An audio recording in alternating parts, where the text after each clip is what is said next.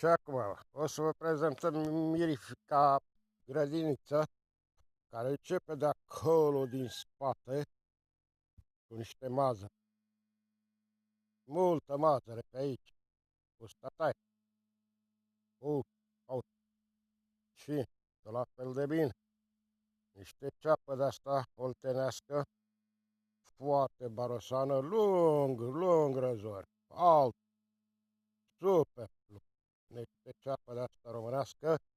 Și acum vă prezentăm în premieră niște usturoi de la zis Praz, care, Doamne, am mâncat din ăsta, nu știu, până acolo în vale, așa, de plăcerea omului. Uite, nu se mai termină. Și acum urmează niște usturoi de astea de al nostru, că românesc, până acolo. Super. Și aici vă prezentăm niște plantuțe mititele, niște reușite am pus de tati la Craiova și că s-a prins. Așa. Niște roșioare puse de moș, care el aici, o să vă prezentăm noi în continuare ce are moșul, răsat de roșii, uite, niște roșii puse de la, pe aici, pe la țară, pe la unul, uite, au și floare, ia, mică, cu floricică. Și acum, uite pe aici, răsadul de roșii ale motului, da, mai avem noi pe aici roci, uite, mititele,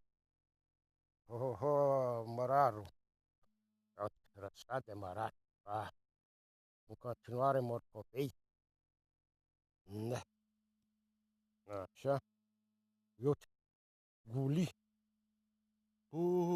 varza asta care seamănă e gulie,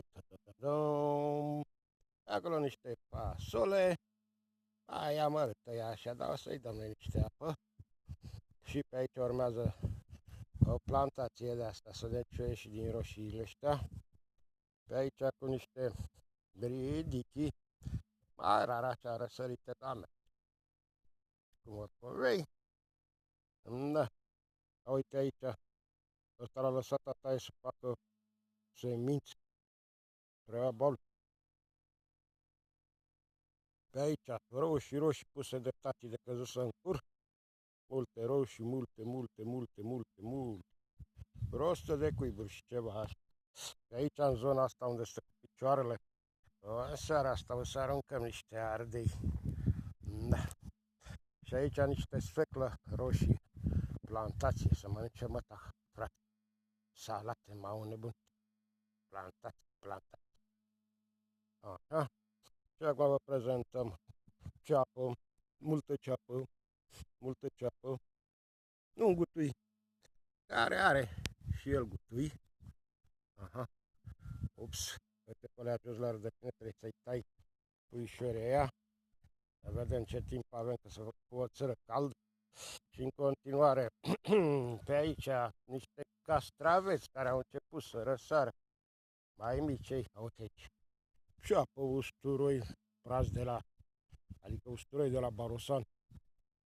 Plantație, plantație, uite pe aici, un amărăștean, iese și el, castravete,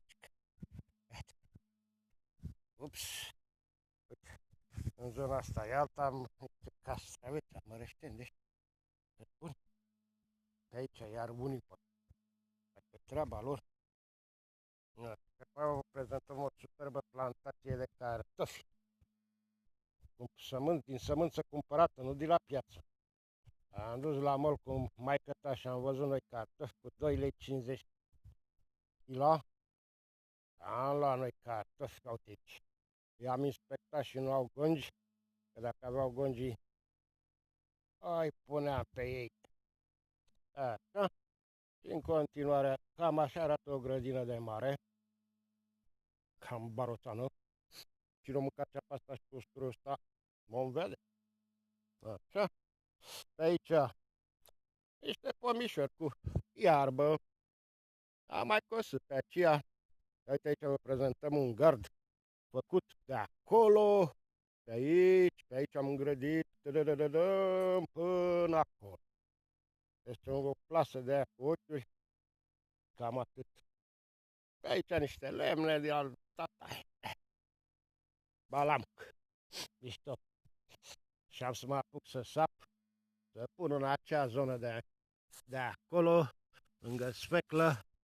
Uite, acolo sfecla aia, prima verdeață și lângă ridichii, cum se cheamă, băi, uite că nu vine, ardei. Și cred că s-au și niște vinete, aia așa, mai pe acolo, prin fasolea aia, că e cam rară. Uite acolo, după verdeața aia de tabără cu varza, guli, traducerea mea. Da, mișto.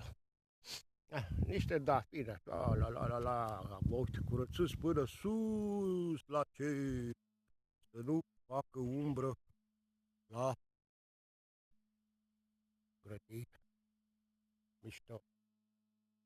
În continuare, o să fumăm o țigară. Cred că vrea stăpâna să mă pună să ajut la cules de iarbă, dar mai bine vine fița până această zonă să pun ce trebuie.